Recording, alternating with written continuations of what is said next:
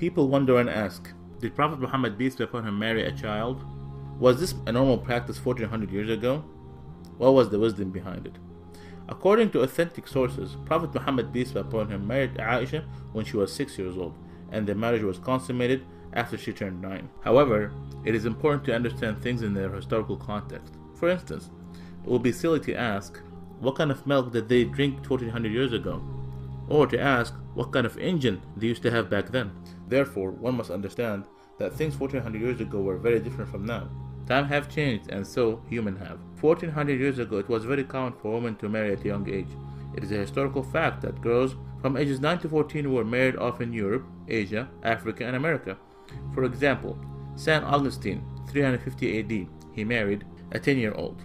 King Richard II, 1400 AD, he married a 7-year-old. Henry VIII, 1500 AD, he married a 6-year-old. Even in the Bible, it says, "But say for yourself every girl who have never slept with a man."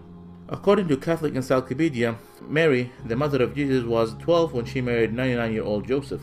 Before 1929, Church of England ministers could marry a 12-year-old in Britain. Before 1983, Catholic canon laws permitted priests to marry off brides at the age of 12. A lot of people are unaware in the United States, in the state of Delaware in the 1880, the minimum age for marriage was 7 years old, and in California it was 10 years. Even now, the marriage age for some states are 12 in Massachusetts, 13 in New Hampshire, and 14 in New York. At the time of the Prophet Muhammad, peace be upon him, those who refused his message tried every method and strategy to discredit him.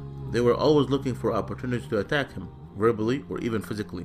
Some of this verbal abuse consisted of calling him magician or a soothsayer or crazy. However, they never thought to point out or objected to his marriage to Aisha. Why? Because this was the norm of society, meaning it was completely normal. With that said, did you know that Prophet Muhammad, peace be upon him, he had only one wife, Khadija, throughout the first 54 years of his life? Did you know that she was a widow? Did you know that she was 15 years older than him? He, peace be upon him, spent his entire youth with her. He was committed to her until after her death by keeping ties with her friends. What about Aisha? Was she a child when she agreed to marry Prophet Muhammad, peace be upon him? First, it's important to note that it is strictly prohibited in Islam to marry someone before the age of puberty.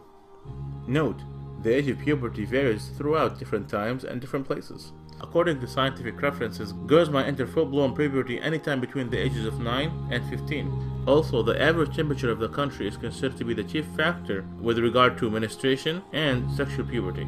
So, was Aisha a child? No, she was not. So what about the wisdom behind this marriage? God always knows best. The marriage of Aisha was an instruction from God. Aisha narrated to us more than 2200 hadiths or sayings of Prophet Muhammad, peace be upon him. Aisha was exceptionally intelligent, and since she married Prophet Muhammad, peace be upon him, at a young age, she was able to learn so much from him. She later played an important role as a teacher, expert, and interpreter of Islam. So, there was so much wisdom behind this marriage. For those who do not know Prophet Muhammad, peace be upon him, Prophet Muhammad, peace be upon him, did not come to seek worldly pleasures, but rather, he warned us against them. His companions described him as a man of morality and said he was shyer than a virgin in her seclusion. When the believers asked him an awkward question, he would cover his face out of shyness. He taught us that each religion is known for a kind of morality, and the morality of Islam is shyness and modesty. قُلْ إِنَّمَا أَنَا بَشَرٌ مِثْلُكُمْ يُوحَى إِلَيَّ أَنَّمَا إِلَهُكُمْ إِلَهٌ وَاحِدٌ فَمَنْ كَانَ يَرْجُو لِقَاءَ رَبِّهِ فَلْيَعْمَلْ عَمَلًا صَالِحًا وَلَا يُشْرِكْ بِعِبَادَةِ رَبِّهِ أَحَدًا. Say, I'm only a man like you, whom revealed to him that your God is one God. So whomever would hope to meet his Lord, let him do righteous work, and not associate anyone with his Lord. If